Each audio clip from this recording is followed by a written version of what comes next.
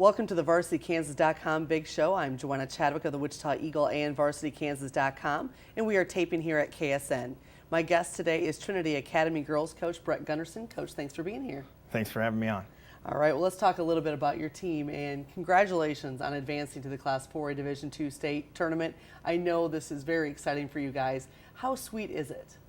It's really sweet.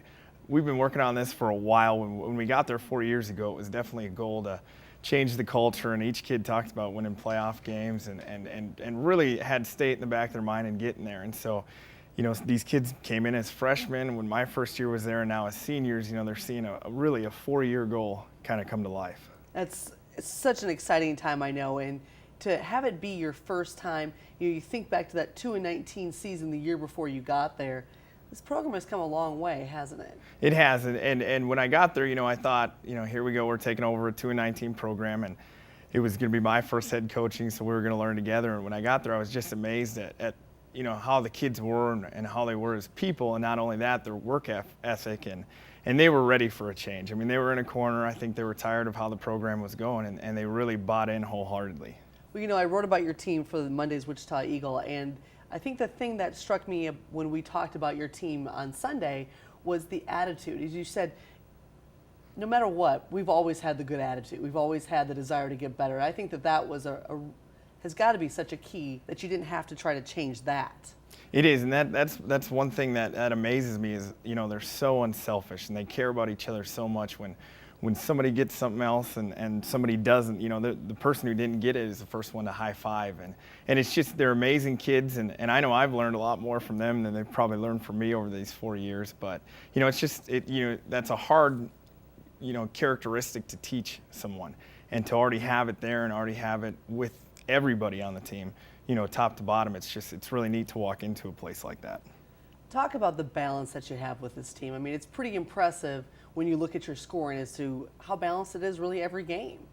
It is. You know, like the other night we had, you know, everybody score pretty much that plays, and we have a 9-person rotation, which, you know, for a coach, sometimes you're looking at your bench and you're hoping to get that kid in, you're hoping to get this kid more minutes, and it gets to be kind of, you know, consuming because there's so many kids that all play the same. They're all the same height, and they all do the same thing, and they have the same skill set. And so sometimes it's even the first quarter goes down, we start to look at our stats, and we're thinking, okay, well, they're going to be hot tonight, or they've got the hot hand here, so we're going to go with them. And it's just kind of, it's a chess, you know, match in itself to find out who's going on. But, you know, I love it. We've gone 9 deep almost every year that I've been here, and they all just work hard for each other, and that's what's pretty neat to see. Talk about some of these players that have really come through for you this year. Who is standing out? Top to bottom, I mean, we can't really sit there and pinpoint and say there's this one kid that you've got to stop on us, because each night it's somebody new. But, you know, we have Kaylee Schrog and Shiloh Miller and Whitney Getterslow who run the point for us, and it's kind of a 3 rotation there. And when we go to our 3 spot, you know, we've got Madison Clinton, Taylor Billings, and Taylor was really huge coming along in the games on Thursday and Saturday, and she had a big key part into what we were accomplishing. And Michaela Hollinger is a post player, Kristen Miller, you know, we go on down the line with Ashley West, and everybody's, you know, had a part in this, and everybody's really contributed. Let's talk about Kristen Miller a little bit. I mean, talking to her, she blew me away. Just that this kid is dealing with so much pain when she plays. She's got a problem with blood flow to her legs, and she told me her legs would turn purple and blue, and that she's had 3 surgeries. How tough is this kid? She's one of the toughest people I've ever met, and you know, that's male, female, whatever you want to say. She is just tough and mentally tough. You know, I'm always calling, you know, throughout the game, Kristen, are you okay? You know, do you need out? And she's, you know, giving me the thumbs up and has to kind of, coach, we're good, we're good. And I try and give her 2-minute bursts, and we try not to go over that. But, you know, we talked about the 4th quarter where she played the entire 4th quarter when we were in the Berean tournament, and it was the second night she'd been back, you know, the second game she'd been back, and we go into 2 overtimes, and she's the reason we're in the 2 overtimes, and she didn't come out from about the 4th quarter through the 2 overtimes. And so just a gutty kid, and you don't hear it from her. You never know she's hurt. You know, in practice, one of the things that stands out to me the most is we'll tell her, take it easy, Kristen. And then I go on. Her mom jokes and says me and Kristen are not a good combination because she won't tell me when she's hurt. And we push and practice. And it's fun to see her teammates that are like, you'll hear them when we're going through drills. Kristen, easy on this one. Hey, Kristen, take off on this one. And she doesn't, and she goes hard. And that's when we, talk about the starting spots and things like that with her. And not one of those kids would ever not let her start. Talk about how you do pick your starters. Because it's definitely not, this is not a normal thing here. No, it's not. And I know it's frustrating for some, people that cover us and even for announcers and stuff like that. But we have a 5-white system. And what we do is we have white and navy practice uniforms. And we want it to be competitive every day. And we want the kids to know they've always got a chance. If they want to improve their spot on the team top to bottom, they've always got a shot.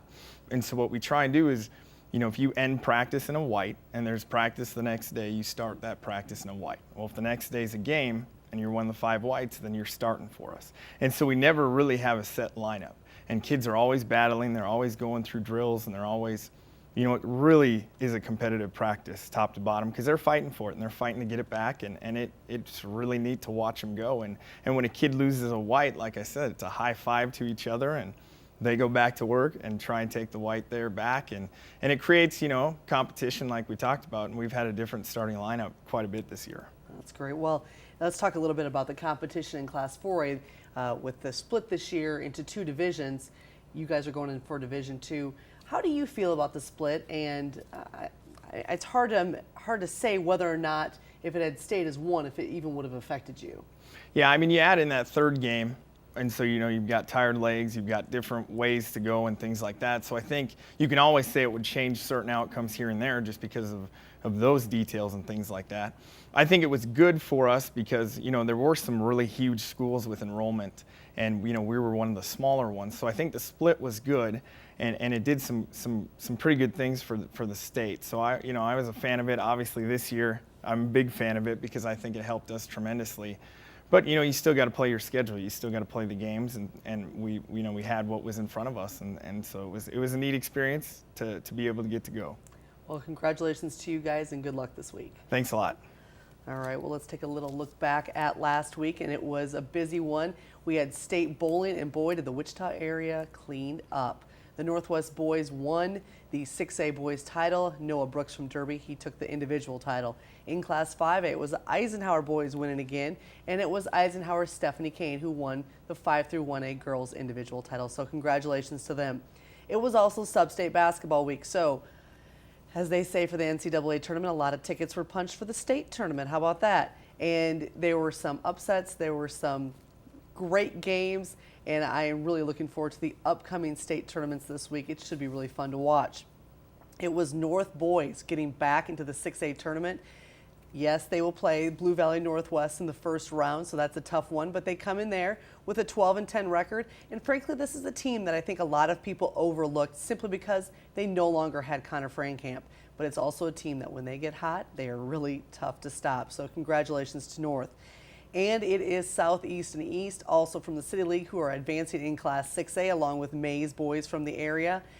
But Southeast and East, who played each other to end the regular season, Southeast got that win and kept East from sweeping the City League schedule. They will play first round. It comes down to a coin flip. That's how these seedings are decided when they are tied for record, unless they played head-to-head. So you had Blue Valley Northwest with 2 losses, Wichita East with 2 losses. They did a simple coin flip there to figure out who was going to be the #1 seed, and that was Blue Valley Northwest. So East and Southeast, we've seen so many amazing games between these 2 programs over the years. I am expecting another one here at State. And in Class 5A, it is Heights and Eisenhower that will face each other in the first round. And the Heights boys, it is their first year in Class 5A. I know it's very weird to think of them not in 6A, but they will play Eisenhower. And Eisenhower is a team that only has 1 loss. They got back to state after missing last year. Capen upset them in the sub-state championship game, and Eisenhower ended its season with only 2 losses. So I would expect these 2 teams matching up that it's going to be a very fun game to watch. All right, in Class 3A, we talked about those upsets. I have to admit that I'm not surprised to see Collegiate going to the boys tournament in Class 3A because this team has played such a tough schedule. They have played 4A teams the whole season long, and even 5A teams. They face Capen at the El Dorado tournament. But they had to face Eureka, an unbeaten team in the sub-state semifinals, and Collegiate came away with the win there and then won their sub-state. Their first round game in 3A will be against unbeaten Heston. Heston has got such a good team. I saw them get an amazing last-second win over Hillsboro. This is a crazy first-round game for a number 1 seed to have, an unbeaten number 1 seed to have. It's going to be one you'll want to check out. On the girls' side, it is Wichita South, the defending champion in Class 6A. They got the number 2 seed, and they've got a tough, if they get through that first game, which I expect they will, they've got a tough second-round matchup that I would predict to be against Olathe South. I do not know how that one's going to turn out, but I know that I want to see that game. I still pick Wichita South to win the whole thing again. And Mays girls also advanced in Class 6A from the area. And in Class 5A, it is a stacked field, both boys and girls, and it will be Capon, which got a win over Andover. Tough win there.